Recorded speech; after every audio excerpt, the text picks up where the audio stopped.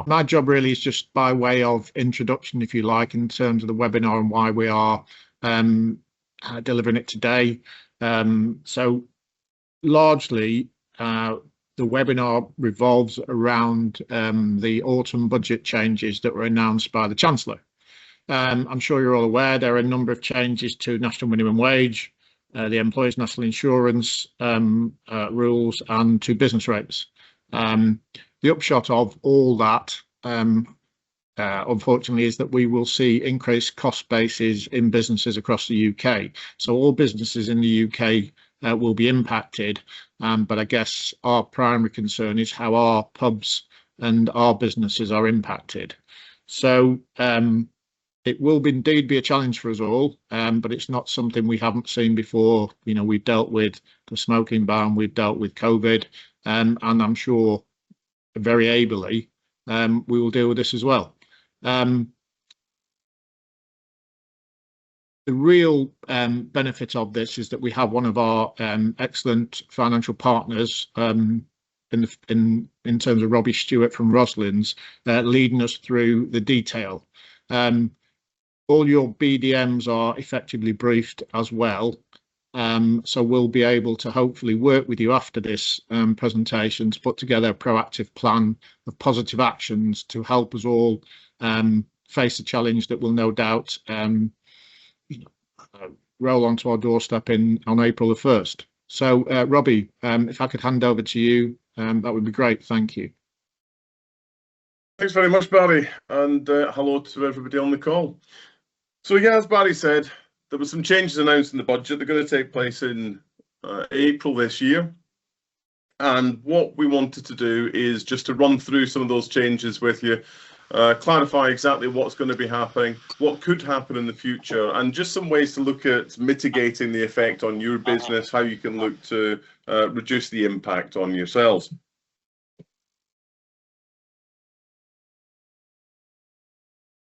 So firstly, who am I? Well, as I say, my name is Robbie. I'm the Commercial Operations Director for Roslyns Group.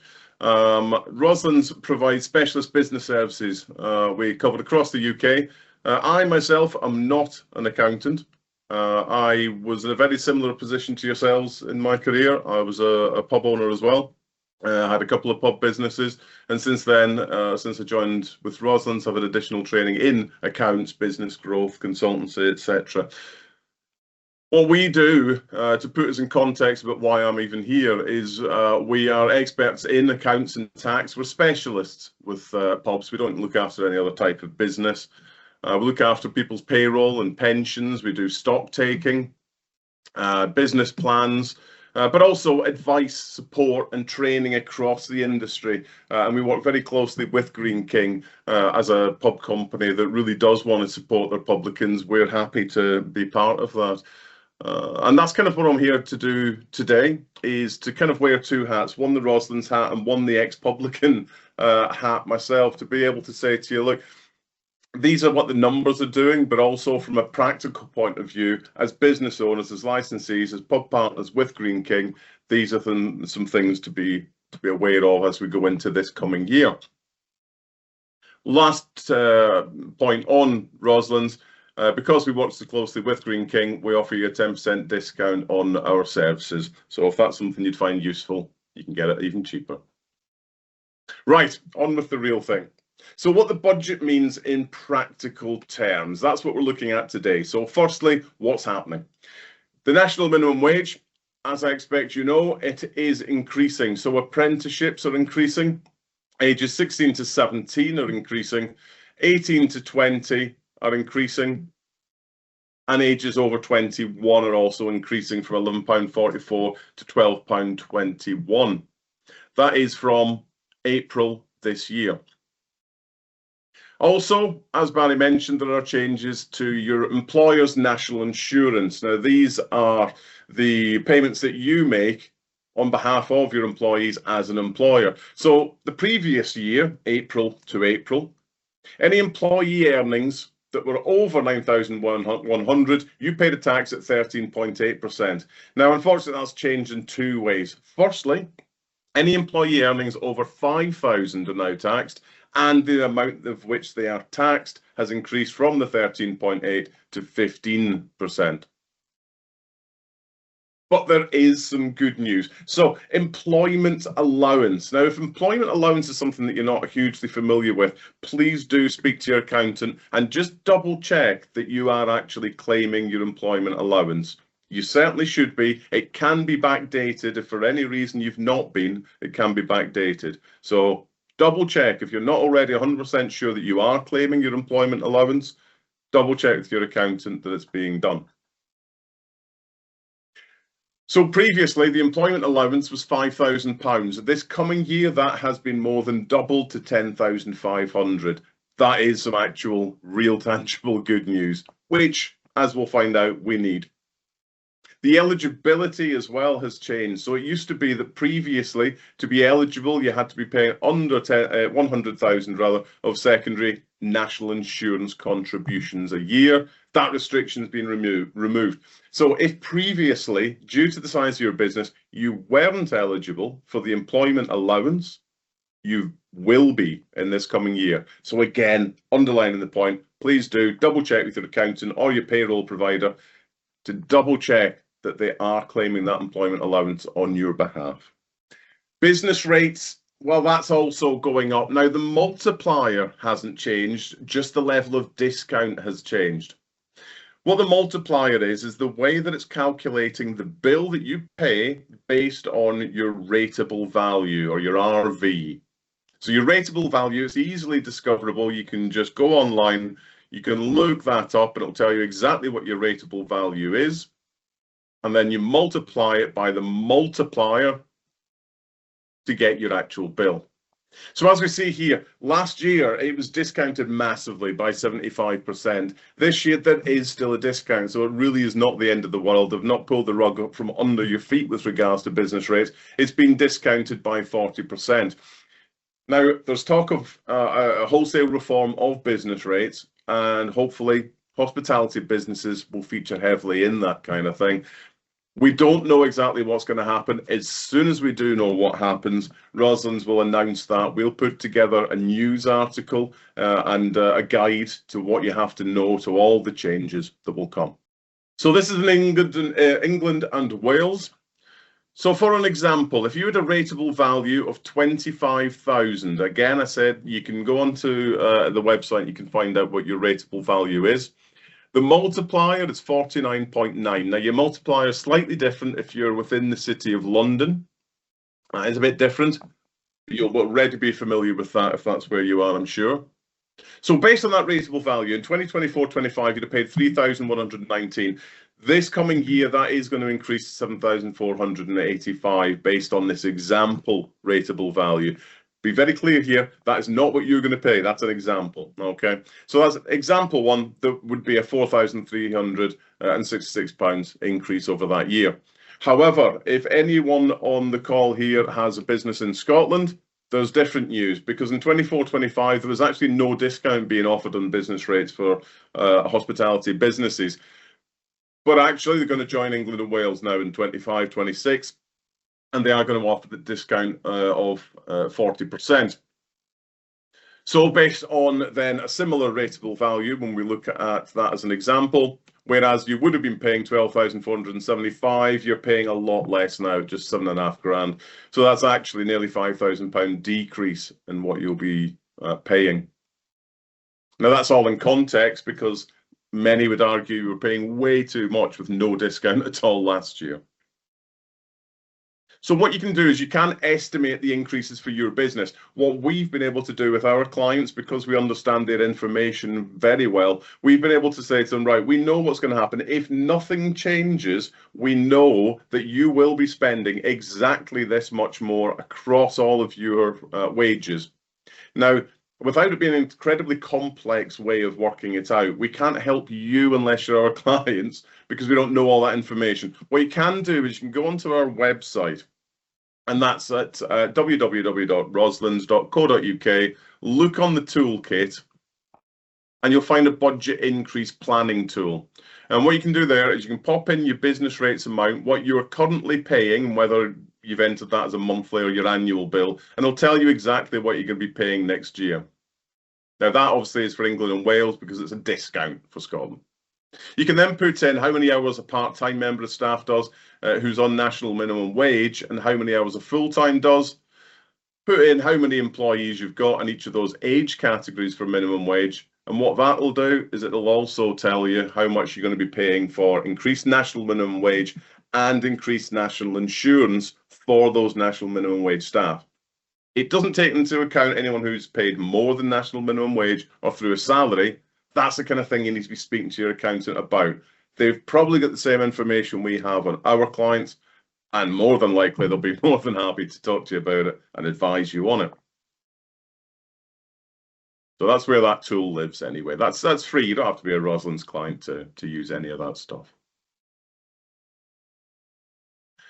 So what we need to do now is to understand what those figures might mean to an average pub business. So based on an average of all of our England clients for leased and tenanted. Oh, thanks, Robbie. He's just put the link there to the website in your chat. So with all pub companies, this isn't just related to Greene King. For all pub companies, for England, for leased and tenanted, we took an average. We've got hundreds and hundreds of pub clients. And we looked there and we saw that there was going to be an average for the wage bill, generally would go up by about $5.5 grand. And for the employer's national insurance, by just under 2. Business rates, again, we're looking at England because I'll say it's the only place where they're going to actually increase. It's like looking at about $5 grand on average. Remember, this is not what you're paying. This is an average we've taken as an experiment. So overall, that would increase by about $7.5 grand for payroll. Increase total, including your business rates, looking at about 12.5. But you've got to remember your employment allowance. That's $5.5 grand of free money right there. So without it, you can see on the left here, yes, 12.5, but with that, you're looking at 7, which when you break that down per day at £19, actually, the doom and gloom within the industry, we're terrible at doing this. You look at the Morning Advertiser and many of the other media outlets, they're telling you that every pub's going to be dead. God, we've been in this industry a while, I'm sure. We've heard this many a time. It's never been true yet. So at £19, we can really put this into a little bit of context and say, well, actually, that's not the end of the world. The sky is not falling in. So you have to then think, how can I make that extra £19? How can I increase my sales? This is one way of looking at it. Now, the Greene King Learning and Development team, they do have a series of webinars available for you to join them on Tuesday, the 4th of February. And they're going to be taking you through how to maximize your key calendar dates and boost sales. So get in touch if you haven't already to make sure you book on that. That's going to be really helpful. So if you want to be selling a few extra pints a day, you have to be thinking then, how can I increase my sales so I'm selling those few extra pints a day? Could it be your product range, for example? So talk to your BDM. What product range have you got available to you?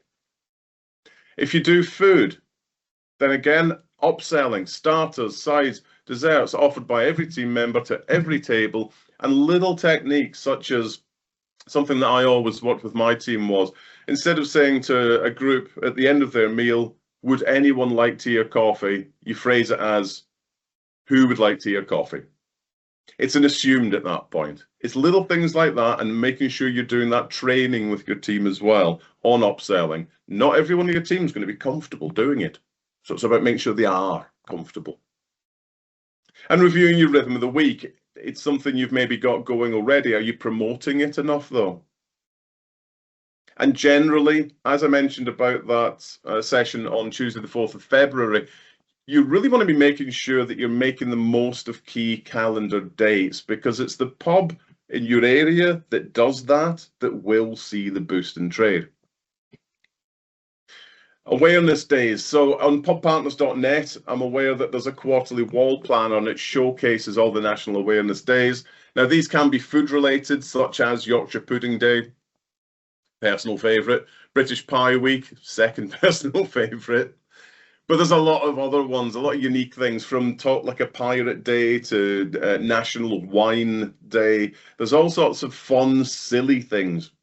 Now, publicans are instinctively very entrepreneurial people. So please use those skills, go on to podpartners.net, get that quarterly wall planner, take a look at all those ideas and start planning in a good advance of time. Make sure you're putting it on your Facebook, make sure you're putting it on as events so that people can share it, so they can register their interest and ask any questions.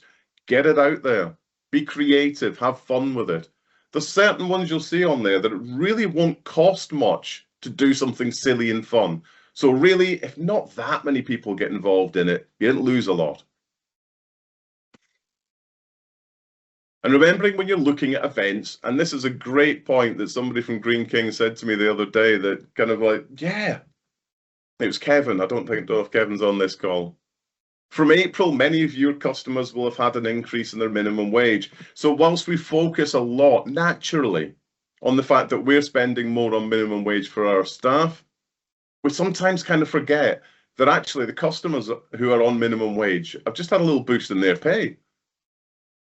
Let's see where they're going to spend it. Let's get them to spend it in your pub. So when you are looking at events, and I really, really want to encourage everybody to review the dates and the calendar and look at different events that you can put on. If you're already putting on a quiz and you're already putting on an open mic night, that's great. But have a think about what else you can do, because there's a lot of competition out there. And whoever's putting on the most interesting, fun things to do are going to get those customers.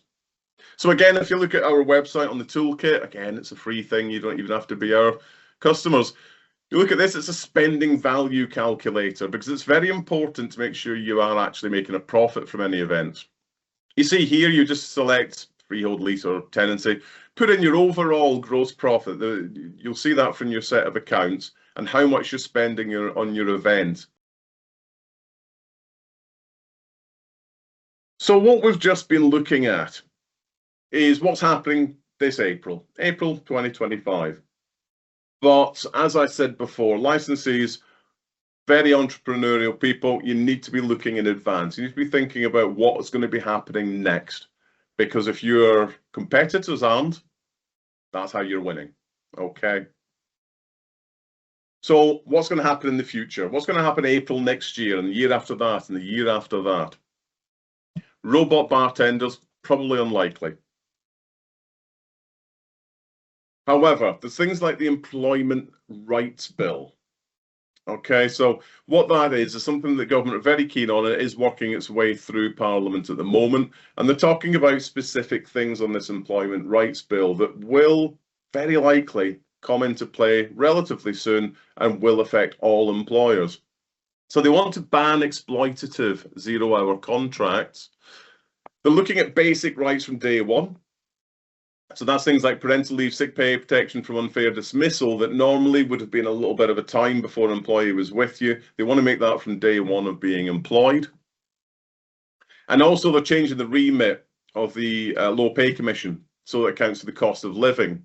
Now that'll be part and parcel of increasing minimum wage, because they also want to remove what they call the discriminatory age band. So when we looked earlier at the national minimum wage and it was certain age brackets, they want to make it so that all adults are entitled to the same minimum wage, which many of us will have sympathy for. If we employ somebody who is, say, 19, we expect them to do exactly the same level of work as the 21-year-old.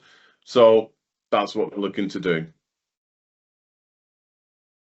So how do you prepare for that? Well, if you're looking at them talking about banning exploitative zero hours contracts, the key word there is exploitative. Employees will still be able to opt in to flexible contracts. That's still going to be fine. So is that really going to change a lot of things to do with your day-to-day work and your day-to-day employees? Probably not. But now might be the time, just review your contracts. Current contracts and any future members of staff, what contracts are you going to be working with them? When it talks about basic rights, again, you can review that policy to start enhancing early rights from now. You can change that. If you change something before you're forced to change something, you're ahead of the game. Then when your competitors are suddenly forced immediately to make that change, that's putting a stress on their business. And yeah, we've got to prepare for the fact that wages may not have plateaued, that this is going to happen in future, next year, year after, perhaps increase those wage costs. We have to assume that the age banding is going to happen and just plan accordingly. What we're looking to do for this April and this coming year, we have to make sure that we're doing as an ongoing process, that we don't get really clever and start working hard on reviewing our business to compensate for April. And then it gets to April 2026, something else changes and we're shocked. So there's clues to what's going to happen in next year's bracket intervals. So we saw this earlier. And if you notice here, the one that's been put up the most is 18 to 20. So we can see here the government's already trying to opt to start levelling things. But as I keep on saying, it really is not the end of the world. Things change, and as Barry mentioned earlier, there's been financial crises before. I myself had a couple of pubs in the financial crash 2007-2008. That was a tough time. Smoking ban was a tough time. COVID, that was a once-in-a-lifetime tough time. And everybody sat on this call today came through these kind of things. So as I've mentioned already, I really do believe that there are a lot of benefits in getting ahead of the game, to planning ahead and making those changes as soon as possible to make sure that nothing comes as a surprise to you. So you want to make yourself a good employer. You want to create a good employment culture. Okay, so what you can say, and these things all work to planning for what changes are going to happen anyway. You can say, as a business, we invest in apprenticeships. Well, that's great. Also, they're exempt from national insurance contributions and the pay is lower. Now, you can also say we allow for flexible working hours. You're not offering 0-hour contracts, but you're offering something similar that's flexible, because that's why a lot of people do work in the hospitality industry, is because they really appreciate those flexible working hours. It works for them with their family, maybe another job role, maybe for education, for example. You can also boast that you have strong policies for parental leave, sick pay, job protection, that your competitors, they're waiting until they're forced to do these things. They don't have these things. And you can ensure that all employees earn above the minimum wage. That's a bit contentious, perhaps, because of this rise that we're seeing in April. But if you're already paying above the minimum wage, you're planning for the year after and the year after. We do have a few of our clients who were already paying, as many of you I'm sure are, were already paying over the minimum wage. And then when the increase came in, it actually then took away that additional benefit that they wanted to pay their employees above the minimum wage. So they've now put it up again. Now, I talked about apprenticeships, and I think apprenticeships are a fantastic opportunity. And not only do they not attract any national insurance for apprenticeships, you pay a lower amount of national minimum wage for apprenticeships, but also there's huge benefits to you from the people who you bring on as apprentices within your business are often very motivated to appreciate what you're doing with working with them and tend to work with you longer. I believe Sam's going to step in because she's very knowledgeable about these things, though. Yeah, thank you, Robbie. So Lifetime are one of the UK's largest training providers, and it's who Green King have chosen to partner up with in regards to offering apprenticeships. As Robbie's already said, you know, it's not just the added benefit of no national insurance contribution. It's actually apprenticeships help you attract, retain, and train your current team. So offering apprenticeships could then give you that cutting edge as an employer. We do actually have a webinar taking place on Tuesday the 11th of February, and it's going to be hosted by Lifetime themselves. So if it's something that you'd like to know a little bit more about or know what Lifetime can do for you, do register up to that webinar. They'll be available then to answer any questions that you might have.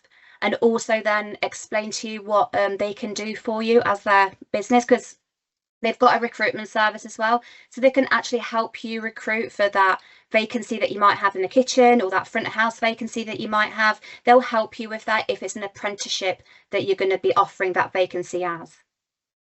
Back to you, Robbie. Thanks, Sam. Yeah, so as we said, apprenticeships, fantastic things to look at. So overall, what we're saying here is you want to also then be looking at why would people want to work for you. I know certain parts of the country in particular do have a recruitment crisis. So making yourself the most attractive employer you can at the lowest cost to you, understandably, can be quite necessary. University of Oxford released recent statistics to say that workers who call themselves happy are 13% more productive. You can work with a certain number of employees in a pub business. If they're not productive employees, then you're just wasting your money. If they are productive, you're saving money. You need less people, you need less hours, because those people who are there are actually working productively because they're happy where they are.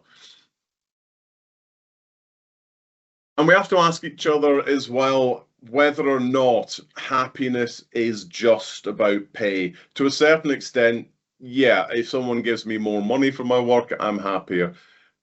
But is it just about that? Well, studies certainly say no, it's not just about that. For example, a lot of our clients use our service. It's called Healthy Extras. There's a lot of things out there as well, but this is ours. It's 92p per person per week. And they get things like access to doctors, legal help, mental health counselling, shopping discounts, gym discounts, all that. 92p a week. So is happiness just about pay? You can pay people, but if you give them things like that as well, that's going to boost their happiness. That's going to boost productivity. So please do ask yourself that question. Can you honestly say that your employees are fully engaged and productive now? And have a think about how you can change that if they're not. Now, having said that, few businesses do have gaping holes where massive savings can be found. However, one of the biggest controls that operators have in the business is the payroll costs. So I do want to talk about how you can reduce the amount that you're spending, because if you're having to spend a little bit more on the national minimum wage, then perhaps the way of mitigating that is on control of your rota. Now, many people will be thinking now, my rota is as tight as it possibly can be. And in many cases, that may be true. However, all of us as experienced licensees will go into another pub and we will see staff looking like nobody's doing anything, or they've got too many. And we wonder, well, why would they do that? So somebody somewhere isn't doing the rota right. So we need to look at ourselves with a kind of critical eye, look at our rota and think, right, if this was somebody else's pub and I was to look at their rota, what would I do differently? So I would ask you to have a think about who writes the rota. And with regards to that, I mean, do you write it? You with one eye on the financial aspects of the rota, do you write that, or do you leave that to a member of staff to do? Does chef do the rota on their own to cover the kitchen, for example? Or do you have to sign that off before it goes to staff? So make sure who's writing the rota is the person with one eye on the purse strings. And signing off. It's okay to have chef doing the kitchen rota, because that's why you employ a chef, because they understand best how to work that kitchen. But then you have to sign it off before that becomes law, as it were. And costing the rota. This is something I'm evangelical to an irritating level about. I really ask everybody, can you please cost your rota? And when I say when, it should be every single time you write a rota. Now, there are certain things out there I know that you can pay a lot of money for, and they're really fancy systems. You can get people to clock in and out on their phones, and you can do a rota costing and all this kind of thing. I know they're out there because they all integrate with our payroll system. But a lot of us on this call today will be doing it either written or mostly on Excel, let's face that, and then printing it out and putting it on a notice board, or taking a screenshot and sharing it on WhatsApp. If you go again to our toolkit page, this is just a quick screenshot to try and get you to understand what we offer there. This is totally free. All we want you to do is to please cost your rota. So again, it's free whether you're a client of ours or not. You simply put in here the names of your employees and each day what the start and finish times are. We've got a split shift version as well. We've also got one that incorporates tips, calculations and all this. Put it all in and it calculates exactly how many hours each person's doing at their pay rate, and it tells you this is how much that rota is going to cost. You can then set yourself certain budgets, aims. So if you want to get to 25%, for example, you know what you're more than likely going to take next week based on the last week.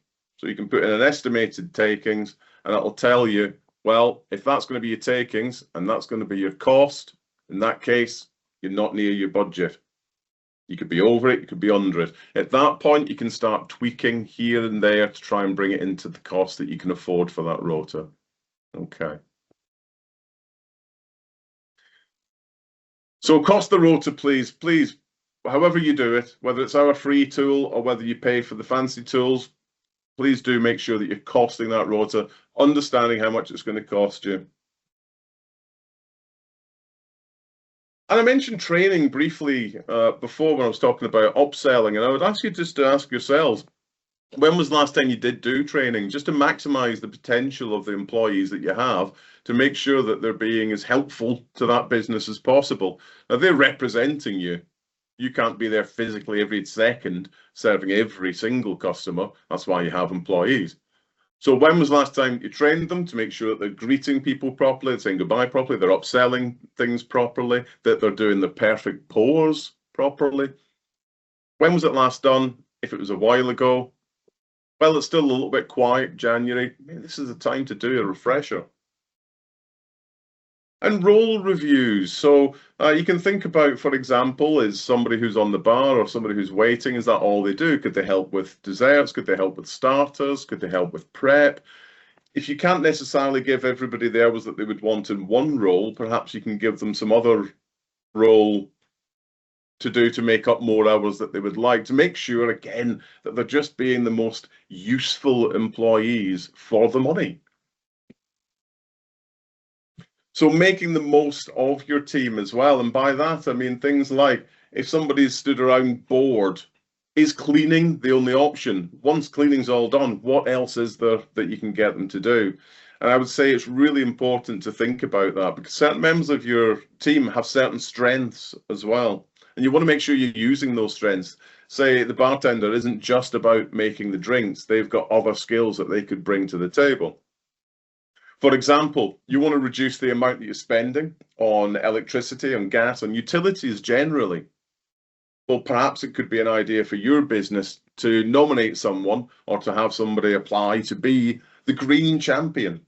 So that is then somebody who is interested in green issues, who then can go around, for example, to do an analysis of where you're using your energy, when things get turned on, when they get turned off, all this kind of thing. There's a lot of checklists available online, and I know Roslyns and also Green King work with Nationwide Energy. Is that right? Sam's nodding. Thanks, Sam.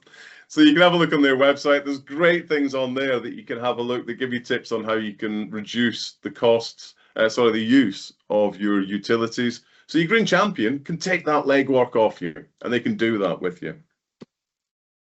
Social media. Now, I mentioned earlier, again, when you're looking at your events and trying to increase trade in that way, you may not be totally comfortable with social media. I'm not great myself.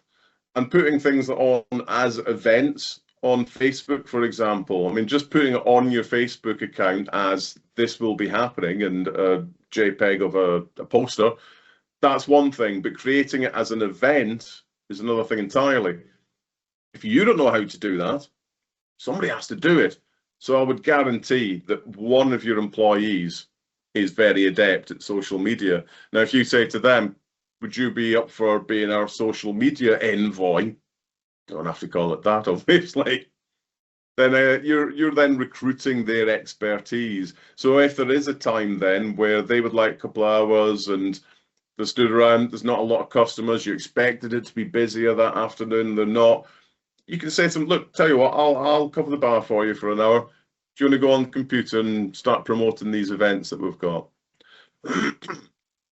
And speaking of the events, oh, Sam said you can also sign up for the social media webinar. There's so many webinars. This is brilliant.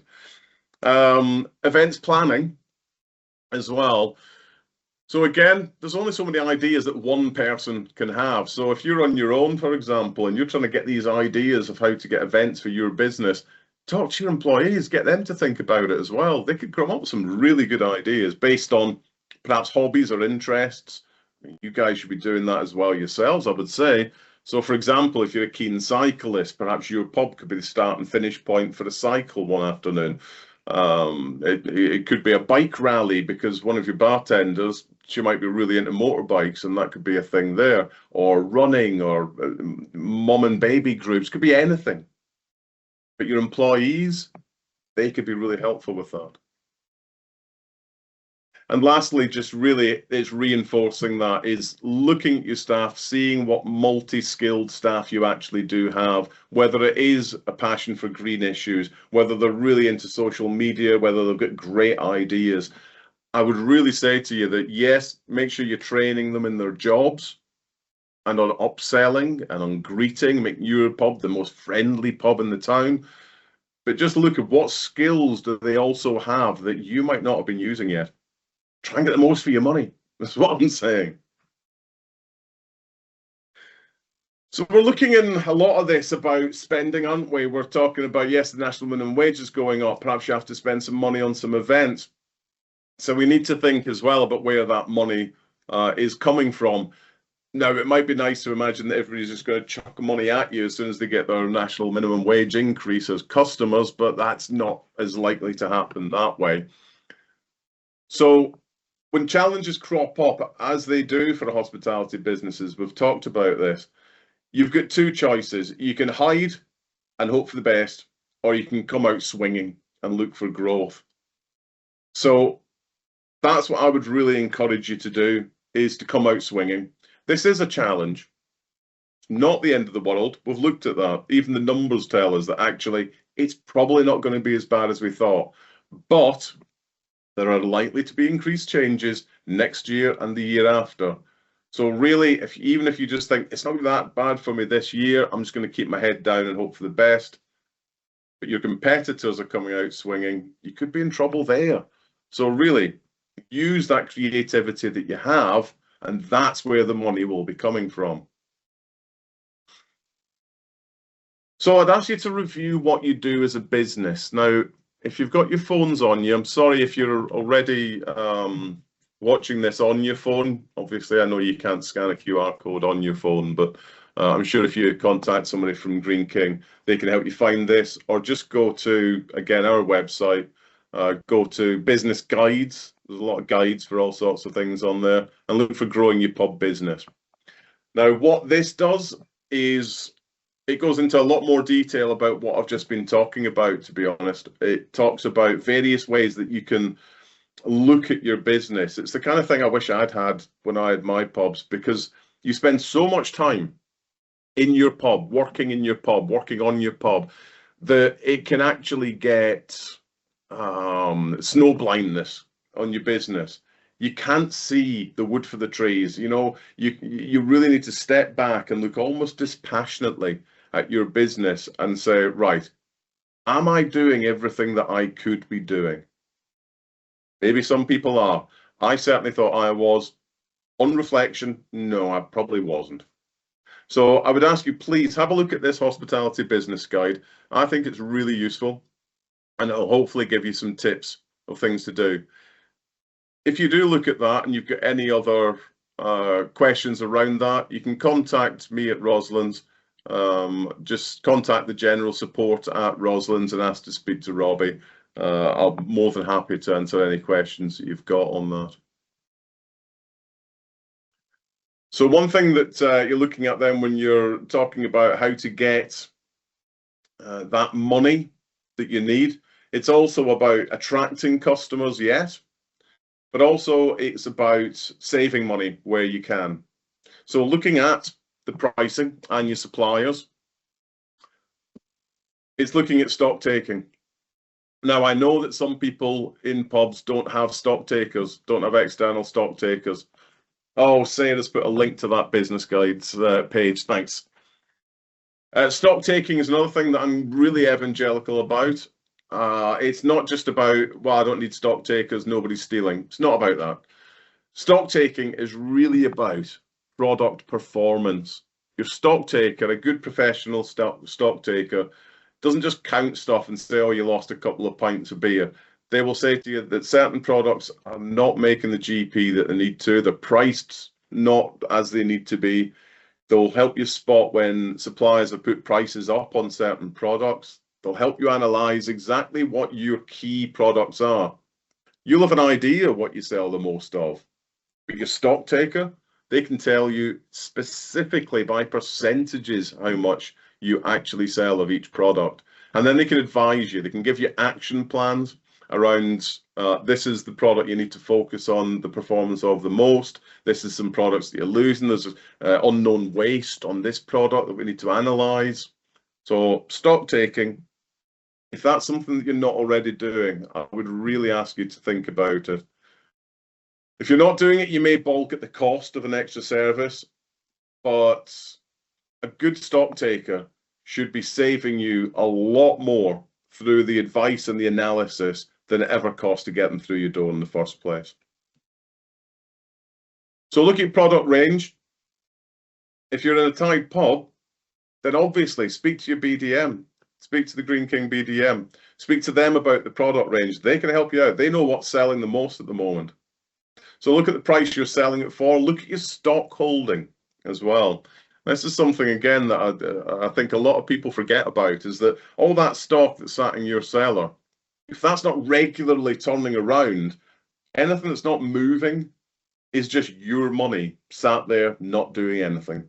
So think about how you can start moving that stock that hasn't been moving and make sure that when you're replacing stock, that you're doing it to par levels. If you're doing food, I would say also have a look at your range on your menu. Make sure you're looking at the GPs, particularly of specials. A lot of time, and I've been guilty of that as well, you'll put a special on and you'll come up with a price that you think it looks about right that people might pay. But that's fine to do as long as you know what you actually need to get. So you might think, well, somebody will pay £12 for that. I'll put it on for £12. In reality, it might turn out when you crunch the numbers, and you can use our GP app for that, when you crunch the numbers, it might turn out, well, no, actually, we need to get £12 minimum. So really, we want to put it on at 13, at 14, at 15. Or it may show you, actually, it's the pasta dish. It's not a very expensive one. So in reality, you could get away with charging £5 for it, and then you're offsetting GPs. And again, this is something that stock taker can help you with as well. I want to say about cross-stocking as well. That also links to what I was saying about stock holding when I was kind of talking about wet when I mentioned stock holding in the last line. But really, I mean with the food as well. And when you cross-stocking, that means, for example, not having one item that you have to purchase just for one menu item. Make sure that every stock item you hold features across the board and features in more than one menu product. Look at your cash flow. Look at any contracts with suppliers. Look at the terms of payments for those suppliers as well. And growth. So I keep saying to you as well about recommending that you're focusing not just on this coming year, but the year after and the year after that. So when you're reviewing plans for this coming year and next year, speak again with your Green King Business Development Manager. These guys all know what they're doing. They've all been prepped to have these discussions with you. So get a business development review and actually review the plans with support. I'll talk about support as well. this is, I would say, number 3 on the things that Robbie is crazy evangelical about. It's about reviewing your business plan. So I would ask you to question when you last reviewed your business plan, because too many times people will see a business plan as something, a box they have to tick. It's a loop they have to jump through to get the pub from the pub company. But in reality, we encourage our clients to see a business plan as a living document. And when we send out our management accounts every month, we have a report there that compares, well, these are your accounts, but also this is what you expected this month to do and this year to date to do in your business plan, because your business plan showed that you were going to make a profit. Now compare that to what's actually happened this month and this year to date, and you can see some interesting things there. You can see there, if actually on a month-to-month basis, if you are steering away from the plan that was going to be making you money.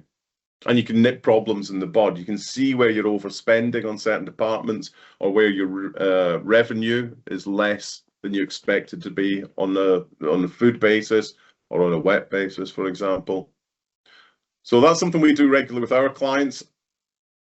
I would ask you to review your business plan, the numbers, but also the plan itself, the narrative section, because you will have come up with some great ideas. When you went into that pub, you'd have seen the problems that it had, and you'd have said, well, right, I'm going to do this. I'm going to have a family fun day on bank holidays. I'm going to have, I've got a great big car park, so I'm going to have loads of events in there, and classic car rallies, and I'm going to have car boot sales, and I'm going to do all these big parties for every event.